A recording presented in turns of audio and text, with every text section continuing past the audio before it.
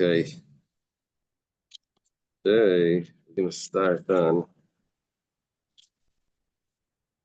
let's see, Nun Gimel Amud Aleph by Ketzad Mevatla. It's a Mishnah. Is that correct? 53. 53A. Thank Hashem that you're able to learn Torah every day. In this chusva learning, we should have the Beis Hamikdash immediately. Learning also for Shlema, for my father, and for Naftali and Bela. Okay, so it says like this: Ketzad Mevatla. We're talking about being Mevatel and Avodah Zara. We made a difference between a non-Jew can be Mevatel Avodah Zara, but a Jew cannot be Mevatel Avodah Zara. We need the person himself that worships it to be Mevatel, to say that it's no good. Ketzad Mevatla. What does he do to be Mevatel the Avodah Zara? Well, Kata Reishos, let's say cuts off the head of the ear, cuts off the tip of the ear. That would be, it's like he's banging it, like it doesn't work. He's destroying it. Reish Chaitma, or he cuts off the head of the nose, is what they used to do to the dolls. Reish Etzba, or the head of the top of the finger. If he deformed it, even if he didn't make it lacking, it's still intact. It's just now deformed. Yeah. Bitla, all of these are examples of bitla, or of nullifying it. How did he deform it? He banged it with the hammer. Rukbif, now let's say he spat at it. He spat in front of it. You see? Rakak. Ishtin bifana urinated in front of it. Gara, he dragged it on the floor in the dirt. He threw it. Zarak basatzai, he threw excrement at it. Parisian and Batela, that did not nullify the idol. We said that was just he just got angry at it, but he's going to take it back. Machrai, Mashkana, let's say he sold it or he gave it as a collateral to someone. So then that's an interesting thing. He's getting rid of it. Rabbi says bitl. That means that he nullified it. Chachamim say no, that didn't nullify it yet, because just the selling it. The Gemara asks right away, we said that deforming it is considered bittul. So it's 1 second, but it's still perfectly intact. It just has it's a little misshapen now because you banged it. The Gemara says, so how does it become nullified? No, you deformed the image on the front. So the image is different. It's not just that you banged it on the bottom or something. You banged it on its face, so now it doesn't look the same. Let's say you spat in front of it or urinated in front of it. Where do we know that it's not nullified, that he's going to go back and worship it? Chizkiah says, we have a pasuk. Pasuk in Yeshaya says, when he's starving and he's hungry and he gets angry, and he curses his own God, and he turns to Hashem. Talking about an idolater that's given up on his idols. He turns to Hashem. But afterwards it says that he looks back to the earth. Means he looks back to his Avodah Zara, Zara v'chashecha, and behold, it's dark and angst. Well, what do we see from this? We see that even though he looked away from his idol, he cursed his idol, and he turned above, that doesn't mean that he's finished with his idol. He still goes back to it, unless he destroyed it. So just because there was a little hiccups along the way, doesn't mean that he's finished with his idolatry. Machrai, Mashkana, let's say he sold the idol or he gave it as a collateral. So this was a machlekes between Rebbe and the Chachamim. Rebbe said that it's considered bittul. It's nullified. The Chachamim say that it was lay bittul. Well, Zeiri Amar Rabbi Yochanan, Rabbi Yirmiyah Amar Rav. There's a machlekes between Rabbi Yochanan and Rav. because the Iri is talking in the name of Rabbi Yechon, Rabbi Yirmiyah in the name of Ram, but there's a machlekes here. Chad Amar, one opinion is, we're not saying who, that machlekes b'tzeiref ovid kechavim. Who's the purchaser of this idol? We're saying that it's a tzeiref, a welder, or someone that deals with metal, a metalsmith. A non-Jewish metalsmith bought this.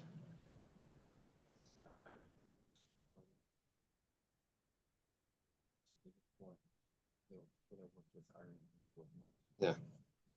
Yeah. Smelter? Yeah, something like that. This smelter is the one that takes it from the ore. This is the person that just works it from once it's already right. He's a silversmith or something. Doesn't take it out of the ore. So here we're talking about the smith, that he a non-Jewish smith is the purchaser. The non-Jewish smith is the purchaser of this idol. And so let's think about this for a second. Rebbe says that he's mevatel it if he sold it to him. Interesting. This one, why? Because the non-Jew is going to melt it down. He's a tzarif, and he's a smith. He's going to use it to make a new menorah of some sort. And the Chacham say no. He sold it to me. He's probably going to worship it. Okay, Aval b'tzeiref Yisrael, but if the purchaser was a Jewish purchaser, divrei kol bittul, then even the Chachamim would say he sold it to a Jew. He's not gonna worship it. He's a tzeiref. He's gonna melt it down. The Chadam, or the other opinion, said differently. The other opinion said b'tzeiref Yisrael machlekes. When does Rebbe say that it's going to be permissible? That's because he sold it to a Jew. And the Chacham say no. That Jew is probably going to sell it to a non-Jew. But okay, we didn't say but yet. The Gemara asks the question: according to that opinion that says that the machlekes Rebbe and the Chachamim is by when it was sold to a Jew, that's a smith. But if he sold it to a non-Jewish smith, then maybe everyone would hold that it's leibitl. Even Rebbe would say that it's not nullified because he sold it to someone that might worship it. Or maybe maybe Rebbe holds machlekes by both. In other words, maybe the chiddush was that even by a tzarif Yisrael, the Chachamim say that it's leibitl. Even by a Jewish smith, say that he didn't nullify it. Why? Because the Jewish smith is going to sell it to a non-Jew. What about if he sold it to a non-Jewish smith? Then that's also machlekes. Or maybe not. Maybe by the non-Jewish smith, maybe everyone holds. Even Rebbe holds that it's leibitl. So it's unclear the second opinion. Toshima. So come and listen. The question's clear. Question's clear. According to the one that says that there's a machlekes Rebbe and Chachamim if someone sells an idol to a smith. Yeah. So there's two opinions now what that machlekes is. One opinion says that machlekes is if he sold it to a non-Jewish smith. Wait 1 second. Hold on 1 second. I'm so sorry. I have to.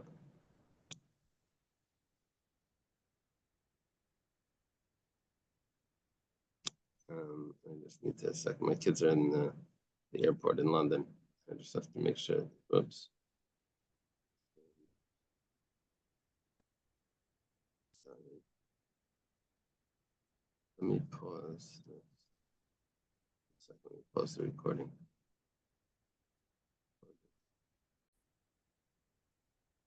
Sorry. So machlekes Rebbe and the Chachamim, one opinion says it's by when it was sold to a Jew, and that's when Rebbe says that it's going to be nullified. But if it was sold to a non-Jew, then everyone would say,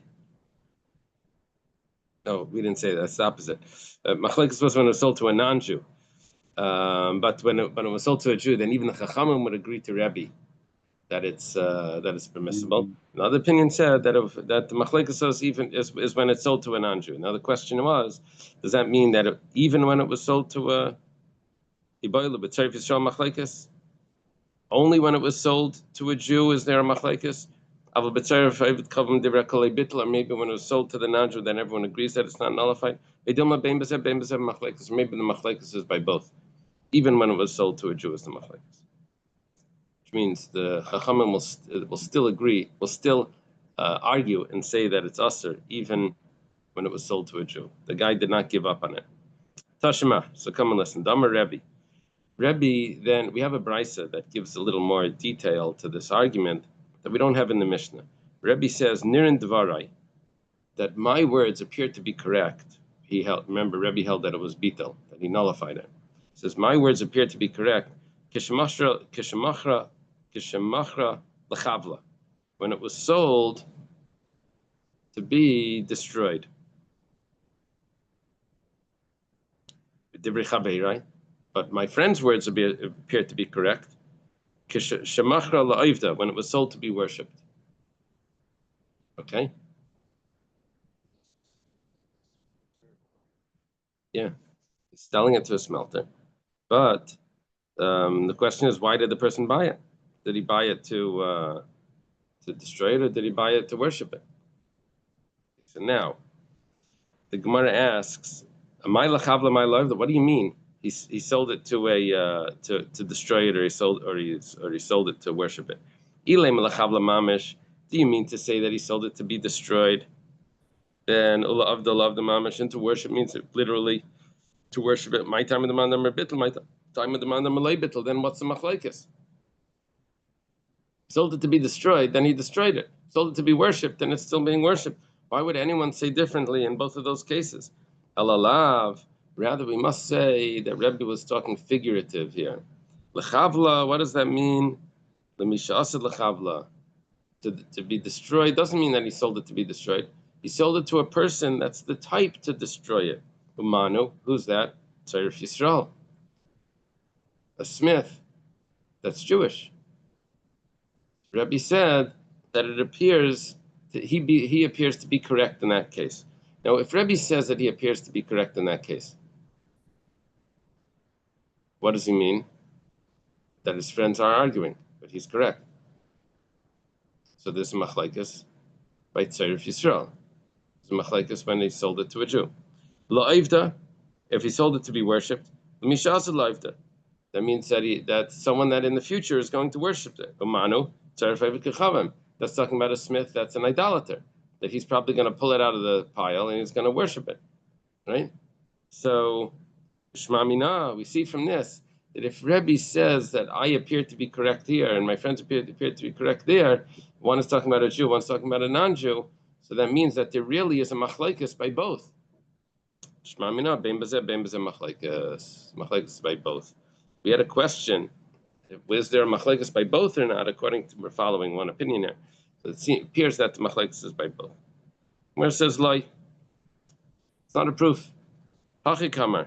What was compelling us to come up with this? Because we didn't understand how Rebbe could say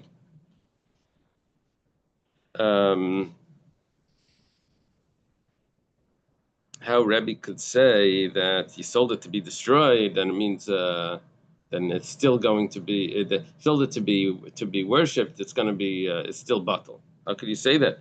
And if you say that he sold it, how could the Rabbanan say that it's going to be aser?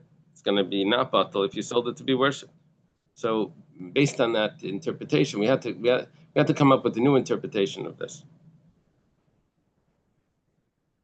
We had to say that there's a machlekes by both of them. The Gemara says lie.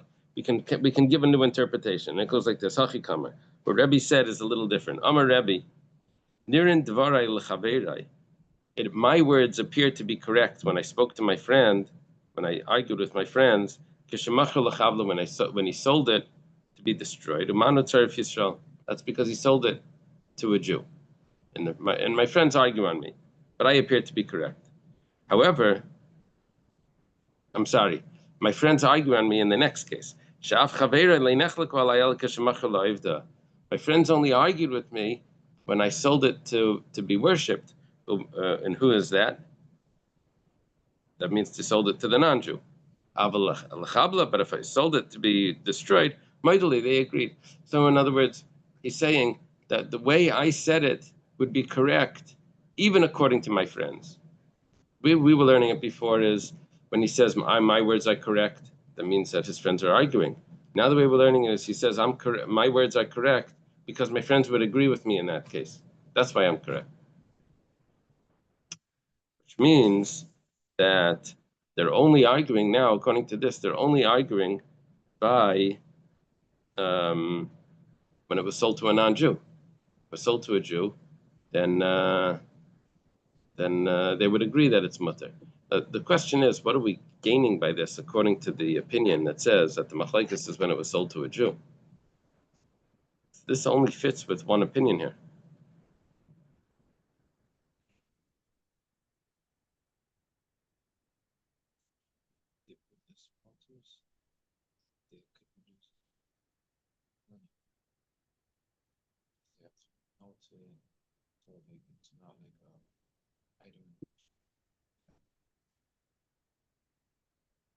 They make new stuff out of it.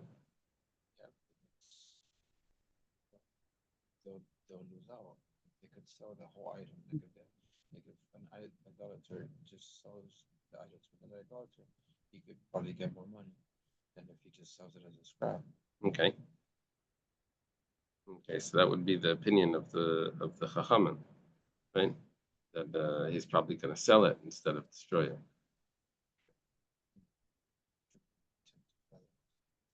That would be the opinion of the Chachamim that say the same thing applies to a Jew. Right. Right. Rebbe would say no. Say that if it was sold,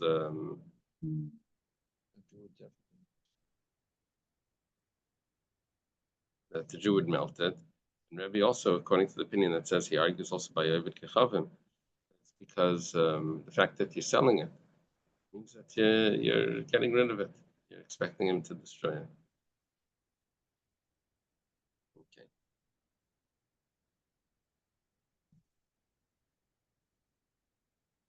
Gemara has a question. Meisvei. Someone buys scraps, metal pieces of silver, metal scraps from the non-Jew. And you find amongst those scraps, you find, hey, there's something, a hole intact in here. It's an idol. Who's buying this? This is the metal, scrap metal guy.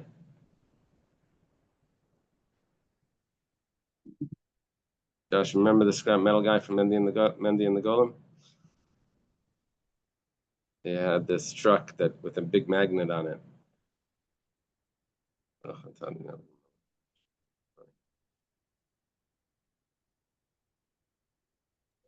Okay, so he finds in it this idol. If one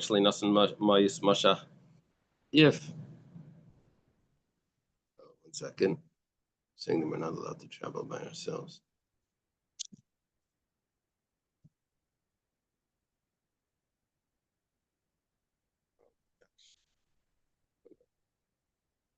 It's gonna. I have to do this. The giving them trouble. Second.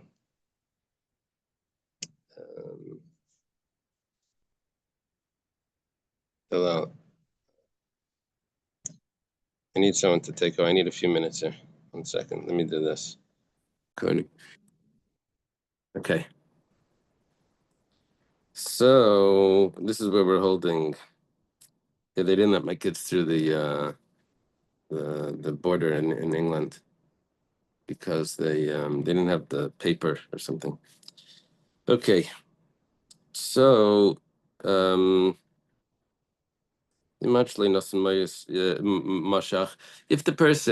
the Jewish person is buying here scraps, if he did not pay for it yet, but he already took it, then yachzer, then he can give those scraps back. And he says, I'm not buying those scraps. Those scraps, I'm not taking it. I pulled it already. He says, that was all a mistake. I never bought it. And it's fine.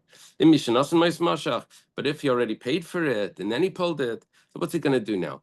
When he gives the scraps back, then they're going to have to give him the money back. If they give him the money back, then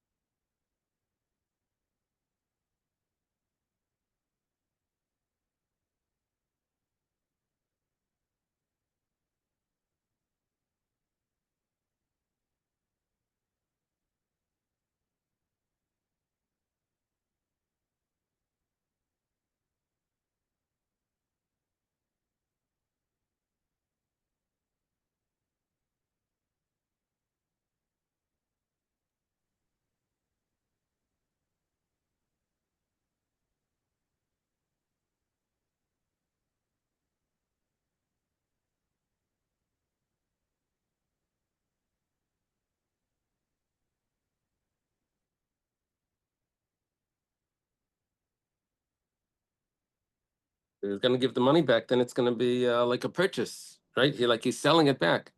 So if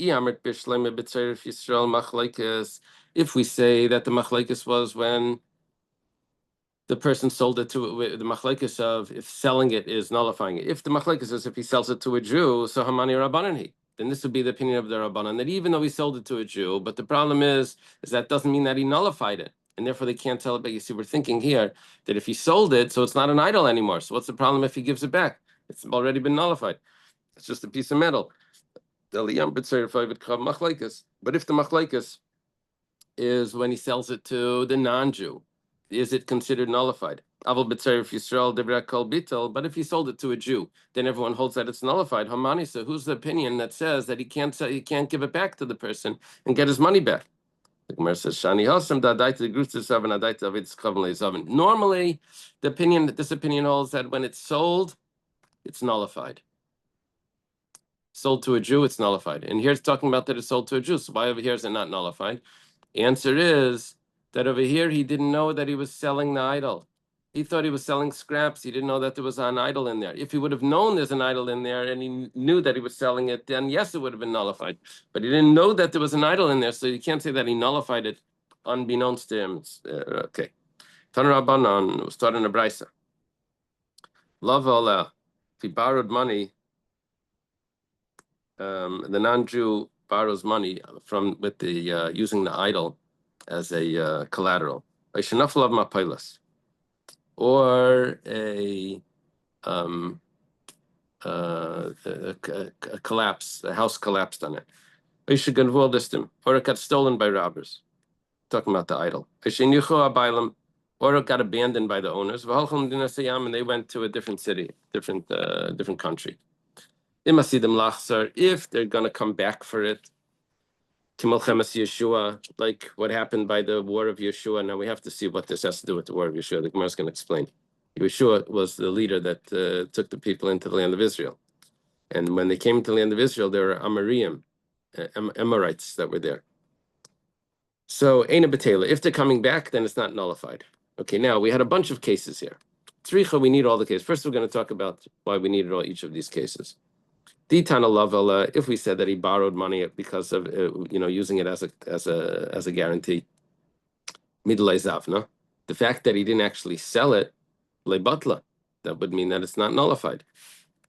That's why it's not nullified here. Aval Nafla Lav Mapailas, but when a house collapses on it, Midlay Kamafnila, the fact that you didn't clear it up to rescue the idol that's inside, Ema Betuli Batla, maybe say, okay, whatever, it's lost. I'm mevatel it. It's not an idol anymore. I'm just abandoning it. You see, I could have thought like this. If I didn't say the second case, I would have thought that it's for sure batel. So I'd have to say the case of where it fell on it, the mapailas, the the house collapsed. Vitana nafla mapilas. If it would have only said that case where it's not batal, when the house collapses on it, mishum desavar hamanchas. It says, look, it's in a good spot. It's not moving. It's not being. It is where it is, and it's protected by all the rubble that's around it. Must be in Allah. If I need it, shakil nala. I'll come back and I'll remove the heap and I'll take it. Avol ganvu listim. But if it got stolen by robbers, the fact that he's not chasing after, he didn't call a team to go and to get it back. But it's because he's abandoning it, and he's mavatlet. So tzricha. So it needs to say that case as well. If it said the case about the robbers, he says, okay, I know that robbers took it, but so what? If the robbers are non-Jews, so then they're going to worship it. It's in good hands. They're going to worship it. Yisrael shakla. And if a Jew took it, so then I did the meyakar and mazal levet kechama palachla. So did robbers? You think the Jews are robbers? So if the Jews took it, so they'll sell it. What do they do with this idol? They're going to sell it to non-Jews to worship it. So it's in good hands. But I could have thought that the case where the owners moved away, the fact that they didn't take it with them, so betuli batla, it must be that it was nullified. So tzricha needs to say that case is also not nullified. The Gemara says, now let's go back to that what we said. If they're coming back for it, like the war of Yeshua, then it's not batal. The Gemara says, what happened? The Miriam came back after the battle of Yeshua. They came back to take their idols. What it means to say is like this: if they're thinking of coming back, in other words, when they had this battle, they didn't think they were going to lose. They thought they're going to win. They were chased out. They said, soon we'll get it back. So Yeshua, then that would be like the battle of Yeshua. And what happened with Yeshua when we came into the land of Israel? We had to destroy all the idols. We didn't say that the Goyim left it there abandoned and then they were mevatle. The Psukim tell us you have to go in and you have to destroy all the idols that you find, and right. So that's because that they thought that they were going to come back. They didn't really abandon it. So why do you have to talk about Yeshua? Why do you have to use that example? So the Gemara says, "Milsa gavorcha kamashon." It's coming to tell me a chiddush. Kihad Amar Rav Yehuda Amar Rav, like Rav Yehuda said in the name of Rav. Listen to this. Yisrael shezakaf leveina v'shtachava asra. Normally, the halacha is that if a person bows down to an item that doesn't belong to him, he cannot make it into an idol that it should become prohibited. Can't do that. Why not? Because it's not his. A person can't make something forbidden that's not his. However, if a Jew sets up an idol, he says, stands up a brick. He says, "I'm about to bow down to this." Comes along a non-Jew.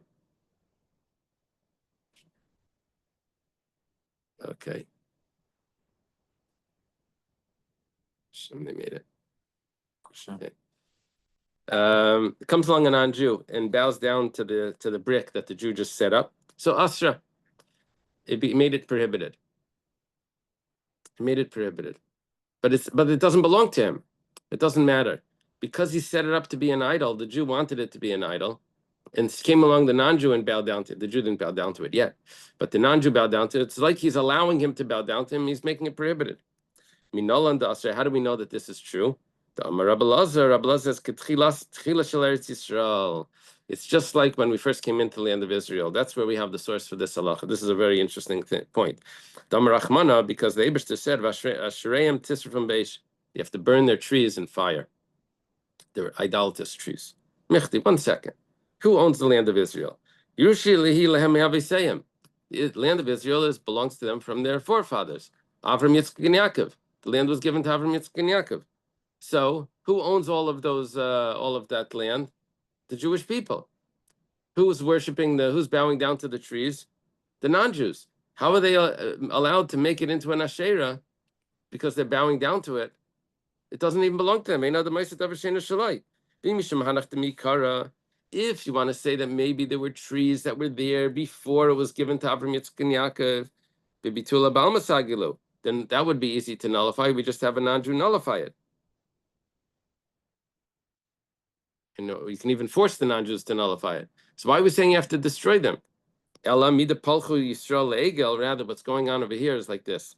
The Jewish people worship the Egel, the golden calf. Once they did that, then they made it known that they obviously appreciate idolatry. And now when the non-Jews in Israel are bowing down to the trees that belong to the Jews who own the land of Israel, they're doing the messenger, they're acting as messengers of the Jews, and they're serving the idols in Israel. This is the support for what we said, or Rabbi Yehuda, in the name of Rav, that if a Jew stands up a brick, it's because he appreciates idolatry, and now the non-Jew can make it prohibited by bowing down to him. Gemara says, okay, when the non-Jew bows down to it, he worships it. He's doing a mission of the Jew that wants his things to be worshipped as an idol. Gemara says, maybe they only appreciate egels being worshipped. They don't appreciate trees being worshipped. How do we know that they want the trees to be worshipped? Amar Kra, Pasuk says, Yisrael. This is your God Israel. When they were worshiping the Egel, they actually desired to worship other gods as well. They happened to have one God, but they wanted to worship other idols. So the Gemara says, 1 second. Maybe only those idols that were there only those Asherah trees that were there at the time when the Jewish people worshipped the idol, that those at that moment of this worshiping the idol, all the trees of Israel would get prohibited. But what about the young trees that they planted after that, after the Jewish people did tshuva from the idol, from the Egel, the Egel idol? So then it should be permissible. So it says man muchach. How are you going to know which trees are which? So we have to destroy all the trees in Israel. Maybe they were there at the time of the Egel when the Jewish people appreciated the idolatry, and that's why they're also. Don't tell the JNF. Yeah, Josh, you want to ask that maybe the rings on the tree. You have 4 questions? Okay. Question number 1, let's say, is you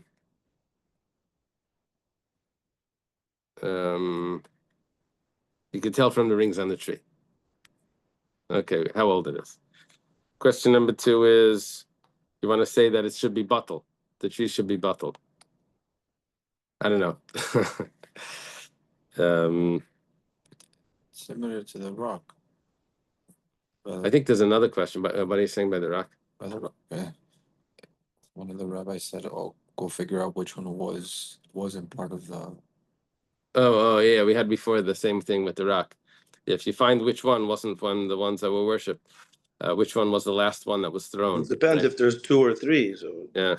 Okay, now I think an interesting point over here. I didn't look in the commentaries, but remember when Light's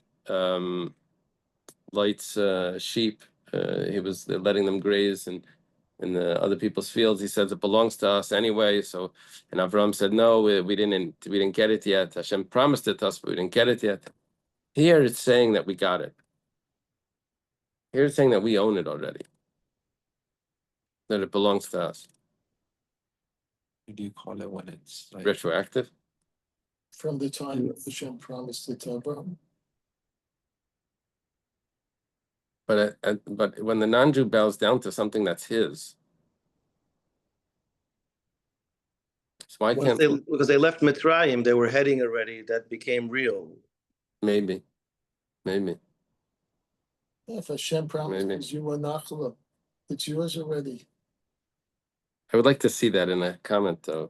There's no better than a seal than that. No. Yeah. Okay. Mishnah says like this. An idol that its congregation, it's the people that worship it, just abandon it. So b'shas shalom, if it's a time of peace, then muteris. They were mevatlet. Everyone left and they didn't take it with them. They left it. B'shas milchama, if it's a time of battle, then it's a surah. Then it's prohibited. Why? Because doesn't mean they were mevatlet. They ran away, and but they want to get it back. They weren't mevatlet. B'musiyas shel malachim. This is a a stage or a platform for an idol, and it's put on the road. And when the kings come by, they put an idol on it, and the kings could worship the idol as they're passing. These are permissible. These platforms, because they set it up when the kings are coming by. Okay, the Gemara is going to ask, because he set it up for the idol when the kings come by, that's why it's mutter. It sounds like the wording is a little funny. It sounds like they set it up for them to worship while they're coming by, and therefore it's mutter. Rabbi Yirmiyah bar Barabba says name Rav Beis Nimrod Hariyo Kavedus Kichavim Shenichu Avda B'Shas Shalom U'Mutter. The house of Nimrod, probably those ziggurats, those things in Iraq. You know what I'm talking about? Ziggurats. You know what a ziggurat is? No. Cigarette. That's not a cigarette, a ziggurat. You know what it is, Josh? A ziggurat? Look up ziggurat. Ziggurat. It's these Hey Siri, what is a cigarette with a Z? It's these Small nicotine pouch. oh come on. No.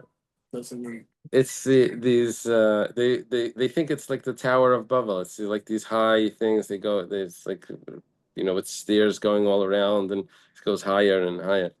These anyway, It's also a German word for cigarette. when they were building the Tower of Babel, so the people were dispersed. So, but there was an idol there. I don't know what the idol was. Maybe the tower itself was the idol. Anyway, they said, but they abandoned it. It wasn't really abandoned. They were sort of dispersed, right? So Afagav the Chibadrinu Rachmana Kashas Muhammadami. But 1 second, when Hashem spread them out, He scattered them after that, right? He mixed up the language, and then they're scattered. So that's like the time of battle, and they ran away. It says Ibayla Mahadar Hadar, but the fact is they could have all come back. In fact, they didn't come back. Midlay Hadar Batla Batla. They nullified it. You don't know what? You're not getting a cigarette? I'm just kidding. Cigarettes in German. Unless I'm spelling you.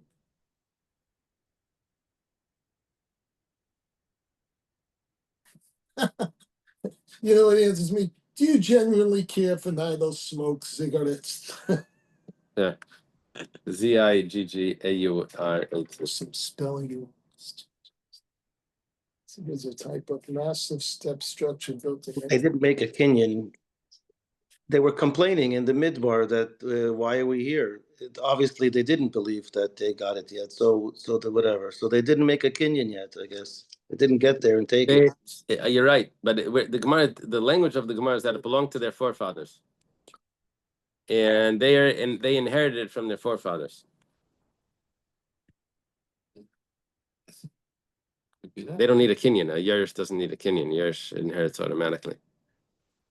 Okay, so the Gemara says like this. Why isn't ours? If Hashem said he's giving it to us. It is ours. You tell it to the media. From the moment. No. So the problem, but why? So why did all the trees become usher?